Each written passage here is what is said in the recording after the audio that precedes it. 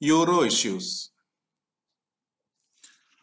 So in this session, we will go through Euro issues. Mainly what we do is in introduction, we will see access to international equity market by Indian companies, which that means Indian companies were only allowed to trade in international equity market only after 1991 due to economic liberalization and new economic policy. Previously, Indian companies were issuing in debt capital market, mainly floating rates notes and fixed rates bonds, which is Yankee bonds. Now, Indian companies issue in international capital market, mainly global depository receipts and FCCB. So we will be dealing or we will be seeing more with global depository receipts and FCCB. FCCB is Foreign Currency Convertible Bonds. So first let us take a look at the introduction to Euro issues. So issuers across the world were interested in expanding capital markets so that their investor base is increased, and they felt the possibility of raising equity and debt as an omnipresent scenario, not limited at least by geography. At the same time, investors increasingly diversified their holding so that their yields remain increased. So this led to the emergence of a global financial market that spread across national boundaries and started to encourage cross-border capital flows to those who were seeking low-cost funding from those who have funds but were searching for higher returns. So just as I was explaining, Indian companies were allowed to access international equity market consequently after the economic liberalization that happened in 1991, as well as the new economic policy that was instrumental in the same year. Though for a long time, Indian companies were issuing in debt capital market, mainly floating rates notes and fixed rates bonds, which is Yankee bond. Issues in international capital market in the Indian context were a recent phenomenon, mainly in the form of Euro issues, which are global depository receipts and foreign currency convertible bonds. So in this session, we will explain Euro issues, mainly global depository receipts and foreign currency convertible bonds. So that is the only thing we will be explaining in this session. So let us see what is global depository receipts, the history behind it. So depository receipts, as it was commonly called in US, were classified long before 1930 into American Depository Receipts, Rule 144A-DR or 144A of the Securities Act, depository receipts. That was one class of depository receipts, and then global depository receipts. So there were three of them, three types of depository receipts which were in US before 1930. So in this session, as I was explaining, we will only go through global depository receipts. But we'll just briefly touch base with what is American depository receipts. So depository receipts, even before that, we'll see what is depository receipts. Depository receipts were created long before 1930s in the United States so that US investors could purchase shares of non-US corporations. This mechanism and structure was so popular in the US that it was used by issuers to access investors worldwide and was used as a mechanism to raise equity outside of the US home market. So whenever US companies want to raise equity outside the US home market, the structure and the mechanism of depository receipts were very helpful. Identified on the basis of the market each of the depository receipts served, they were classified into American depository receipts, which I was telling you earlier, Rule 144A-DR and global depository receipts. So let us see what is American depository receipts. So these are depository receipts which are available to US investors because it is indicated by American, which is the geography under which the depository receipts were made. Rule 144A-DR was privately placed to a select group of investors according to Rule 144A of the Securities Act 1933. And then we have global depository receipts, which we will see in greater detail. So global depository receipts are depository receipts offered to investors in market that are outside the US, the country where it is issued, and offered through a global rendering. The offering made in the case of global depository receipts is made according to a Rule 144A of the Securities Act while issuing to all investors within the US. And when offered to Asia, Europe, or Latin America, it is offered within the framework of Regulation S of the Securities Act. So that is the difference. Then when the global depository receipts are issued to US, it is issued under 144A of Securities Act. Whereas if it is issued to Asia, Europe, or Latin America, it is offered within the framework of Regulation S of the Securities Act. So that is global depository receipts. Now the issuing mechanisms we'll see. So first we'll see what is GDR, which I was explaining again and again. It's a negotiable certificate evidencing ownership in the shares of a foreign corporation, where the foreign corporation is from a country outside the market in which GDR is traded. With GDR, foreign companies can trade in the stock exchange of any country except the stock exchange of US. So with GDR, it can trade in any country in the stock exchanges of any country except the stock exchange of the US. So that is what is GDR. Now, how GDRs are issued by Indian companies? Normally, when GDRs are issued, when the foreign company, foreign to US, so let us say an Indian company, hereafter foreign means anything outside India, delivers ordinary equity shares issued in the name of an overseas or foreign, as in a US depository bank.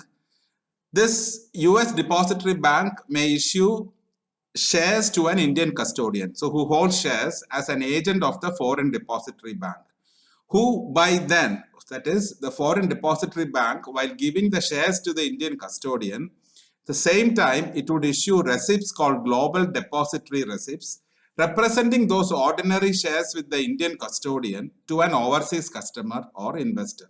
So that is how GDRs are issued by Indian companies. They do it through a US depository bank. US depository bank issues shares to a Indian custodian, and equivalently they will also issue receipts called global depository receipts, which represents those ordinary shares with the Indian custodian to an overseas customer or investor. So that is how GDRs are issued by Indian companies. Now, which currency are GDRs traded in? GDR is traded in the currency of the country they trade in and are quoted.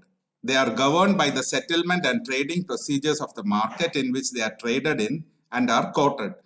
They may be denominated in any currency, but generally US dollars. Now, what makes them attractive? GDR is eligible for book entry settlements in the US through Depository Trust Company, and in Europe through CIDL, Euroclear, and European settlement system. So settlements of international trade using GDR are much faster when compared to trade in the Indian system, and this makes them a very attractive investment option for investors from foreign countries willing to purchase shares. So the transactions are very fast. That is the advantage of GDR, and that makes them very attractive to investors. Now, we'll see what are the advantages of GDR. So there are advantages to the issuer and advantages to the investor. So let us see what is the advantage of GDR to the issuer. So to the issuer, it enables access to markets that are broader and deeper outside the home market, and enables raising capital at a much better price. It also enhances company visibility and expands the shareholder base. So that is the advantage to the issuer. Now, what is the advantage of GDR to the investor? It eliminates custody charges. It permits deals to be done in US dollars and supports diversification into foreign securities. So these are the advantages to the investor. Now let us see for GDR, what is the rights of a GDR holder? So like the holder of an underlying share. So what are the rights? Rights to receive dividends and bonuses. That is one right of the GDR holder. They also have access to rights issues. They participate in indirect voting mechanism. They do not have direct voting mechanism, but they have a roundabout way of voting mechanism uh, for the global depository receipt holder. So these are the rights of the GDR holder. So we'll take a look at that in a little bit detail. So like the holder of an underlying equity share, the GDR holder has the right to receive dividends and bonuses upon declaration and also has access to rights issues. So those two things we actually have gone past. GDR holder can also always direct the foreign depository. So they can direct the foreign depository on how to vote, even though they may not have direct voting rights. So the foreign depository, the GDR holder can actually direct them on how to vote, but they do not have direct voting mechanism. And lastly, it is fungibility of GDR. What is fungibility of GDR? So fungibility of GDR measures the extent to which GDR and equity shares are interchangeable. Now this fungibility of GDR is partial in India. Hence, the company does not have the right to convert GDR and release equity shares to be sold to international investors, although the Indian government is considering a move to support the two-way fungibility of global depository receipts in India. So that is about fungibility of GDR. Now, what is GDR in the Indian scenario? So, India has offered a lot of opportunities for international investors, mainly in the form of foreign institutional investment and GDR. Let us see what is the difference. So, exciting opportunities are provided by India for international investors through foreign institutional investment and through the mechanism of GDR. However, foreign institutional investor has regulatory restrictions on where they can invest, what they can invest in India, which is dealt in another classroom session on the same subject, FII investments. You can actually watch that.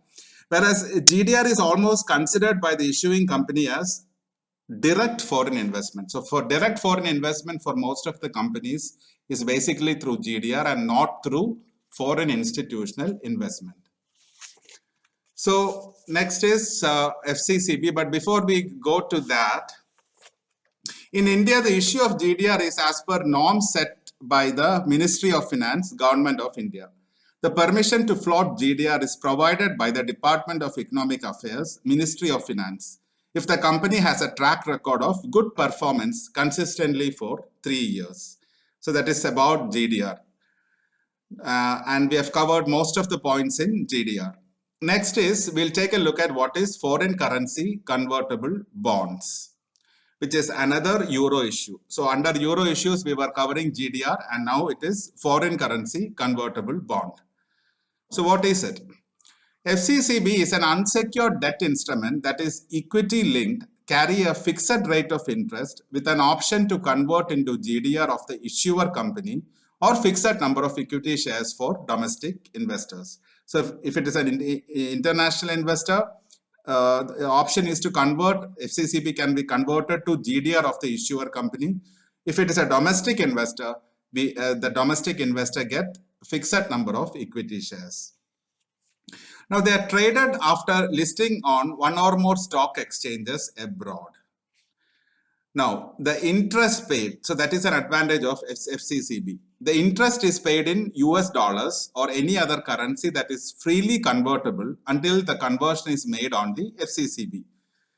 Now the main advantage of FCCB is while raising funds, it helps in deferring the dilution of capital until conversion, and this is definitely an advantage for the issuer. So it helps in deferring the dilution of capital. It buys you some time. It actually defers the dilution of capital until conversion, and this is an advantage. Now about the structure of FCCB. So usually FCCBs are structured with a call option for the issuer to call the bond, which is sell the bond, which is to buy the bond after a specified period subject to the domestic share price exceeding the conversion price or a certain percentage of the conversion price. So what is that point again? It is the structure of FCCB. FCCBs are structured with a call option for the issuer to call the bond after a specified period subject to the domestic share price exceeding the conversion price. So it's about buying the bond actually, buying the underlying security. So by exceeding the conversion price or a certain percentage of the conversion price. So it is said that FCCB had a dismal performance at the time when it was first introduced in the Indian market. It had a difficult period actually when it was first introduced, but now it is actually okay. So we have covered Euro issues under GDR and FCCB. So this completes a session on Euro issues where we went past briefly the important points in GDR and FCCB. Thank you.